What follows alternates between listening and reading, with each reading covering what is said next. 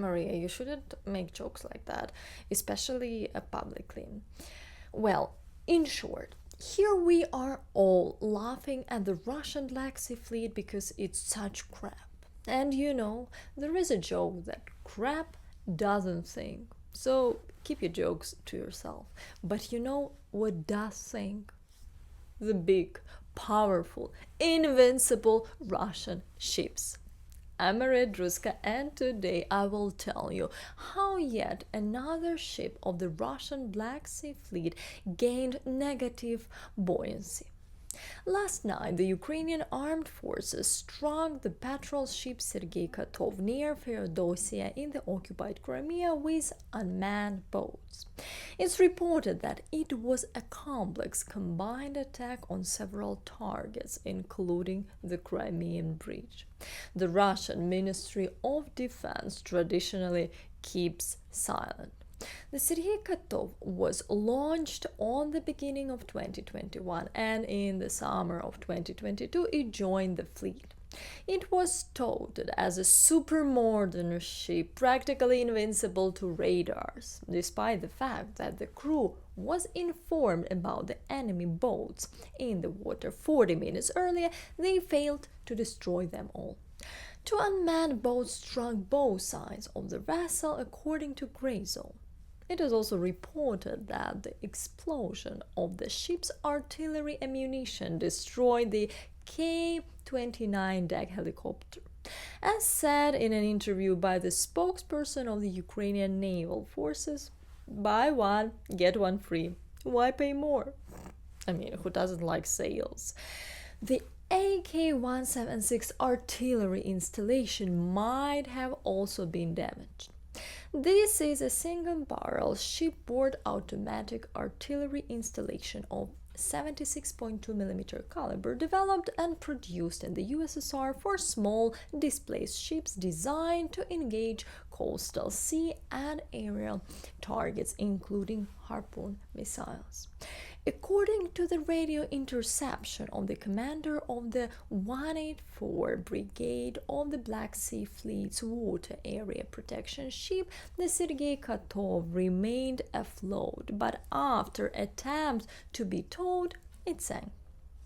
In this video, you can watch how, according to tradition, before going out to the sea, a bottle of champagne is smashed against this ship for good luck. Oh well, this champagne obviously was a Crimea.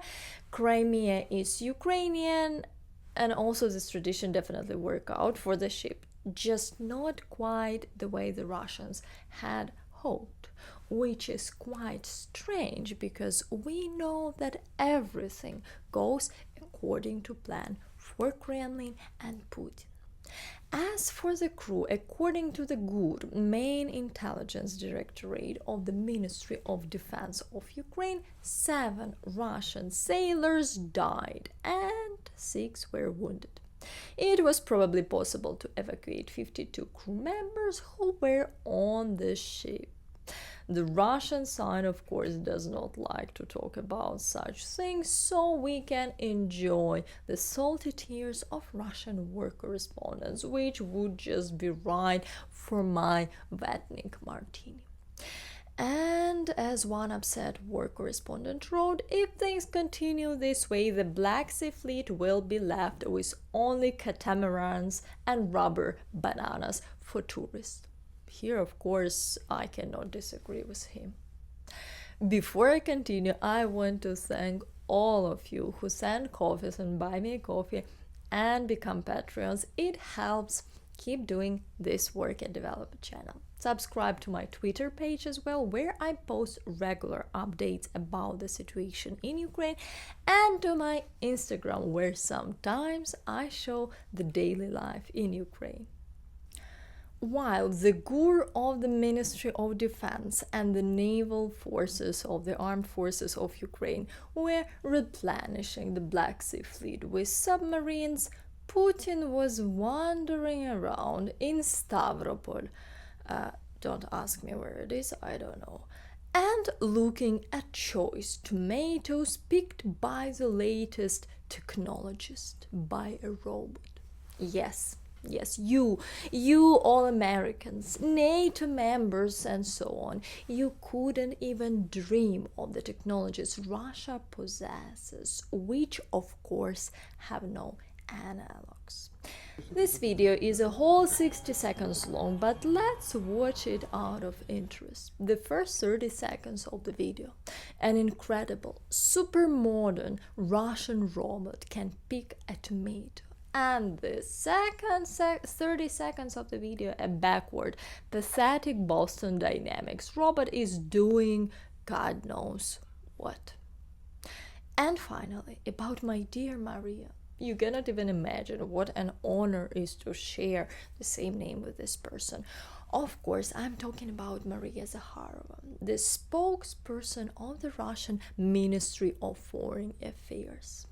Remember, she recently said, after the leak of a conversation between German military personnel, that denazification in Germany is not complete. If the Germans don't change the situation, the consequences for Germany will be terrible. Well, Berlin reacted to Zakharova's comments about this unfinished denazification in Germany. The German Foreign Ministry stated that they have heard similar statements from Russian representatives before and that they will not be intimidated.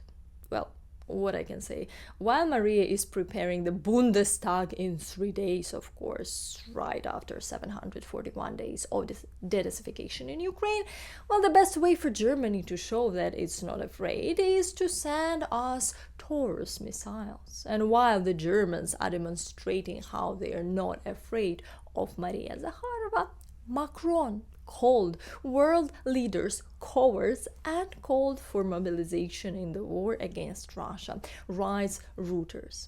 He emphasized that the war has come to Europe, coming to Ukraine, so it won't be possible to just sit it out. Emmanuel is just simply a base.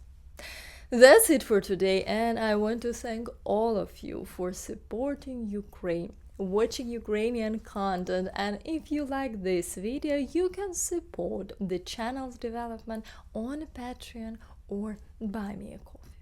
See you soon, and Slava Ukraini!